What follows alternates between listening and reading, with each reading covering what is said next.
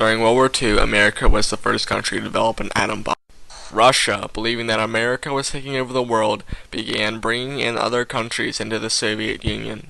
The world quickly divided between America and its allies and the Soviet Union. The Soviet Union shocked America and the rest of the world when they launched Sputnik. Sputnik was humans' first satellite in space. America, fearing that they were far behind in technology, created DARPA, Defense Advanced Research Projects Agency.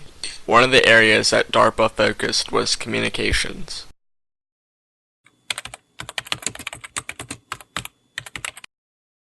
The Internet was first thought about in 1952. ARPANET was the first network created. It was created because of programs at DARPA. UCLA became the first member of ARPANET in 1969. Stanford became the second member of the ARPANET. On October 29, 1969, logon was the first word transmitted from UCLA to Stanford on the Internet. Vint Cerf was one of the co-founders of the Internet. So the problem was multiple packet switch nets, each of which differed in detail. The packets were different sizes.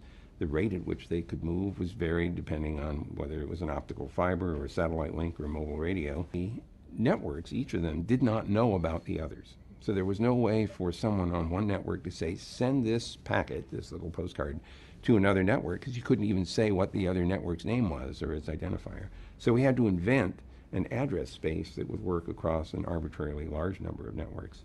Then we had to decide exactly what the procedures were for end-to-end communication between two computers on these different networks. One of the key ideas behind the Internet is packet switching. Packet switching is when you send information over the Internet to another user, say a photo. That photo is broken down into tiny bits that are sent over lines. These lines may not be the same ones, and the data may not be in the correct order. The information is sent over different lines for speed of use, and if something happens to one line, then all the data is not lost. If data is lost, then that piece of information is resent, not the entire package. When the data reaches the recipient, it is rearranged in the correct order. A part of my motivation when I was working on the Internet was exactly to build a system that did not have any central control. Recall that this was being supported by the U.S. Defense Department. And one of the things the Defense Department wants is highly reliable and resilient systems. One way to achieve that is to not have any central place that could be attacked and destroyed and therefore interfere with the operation of the net. So the consequence of this, I would say, decentralized architecture is that it is highly resilient to a variety of impairments. And in consequence of that, it would be very hard for anybody to shut the Internet down entirely. In 1990, ARPANET was shut down, but there's still many networks left around.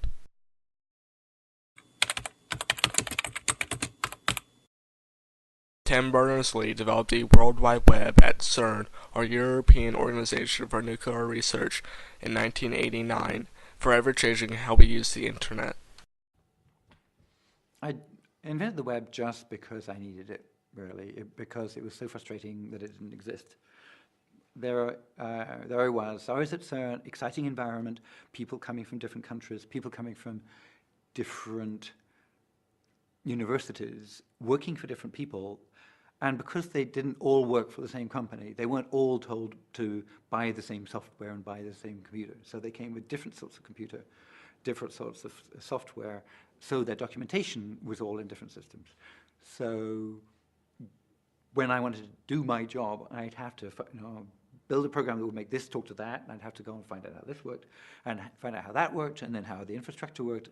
Those would all be on different computers. So it would be a question of going to one person and interviewing them, more or less. So the idea of the web as being a place where we could just have all this stuff available in such a way as I could make a link. When somebody says, oh, if you use this, you'll really need to know how to use that too.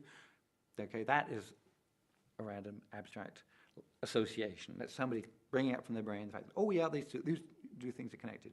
So really valuable, I always felt, to be able to keep that, put that into the computer. Even though this system runs on one sort of computer, this system runs on a completely different sort of computer. They're different types of system. So at CERN, before the web, they would be systems you'd have to connect to completely separately. And you wouldn't be able to really bring up the information from one thing at the same time as the other. You'd have to bring up information from one and write it on the back of an envelope and then go to the other system and maybe type it back in. So that was pre-web. But there was lots and lots of information on disks. But the information was there. There were all these documentation systems. And if you realized that it would just take a little program running on each to turn them into the web, to make it so that even though the documents stayed on that documentation system, they actually also appeared on the web. And even though they stayed in this help system, they also appeared in the web. And then you could link them together. That was clearly going to be such a win that it was worth putting a bit of time into.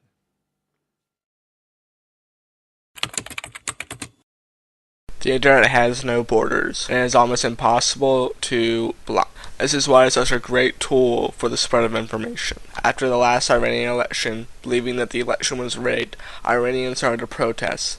The government blocked all media, so the Iranians started to post information on the internet so that word would get out. The Iranians used Twitter and YouTube to get information out.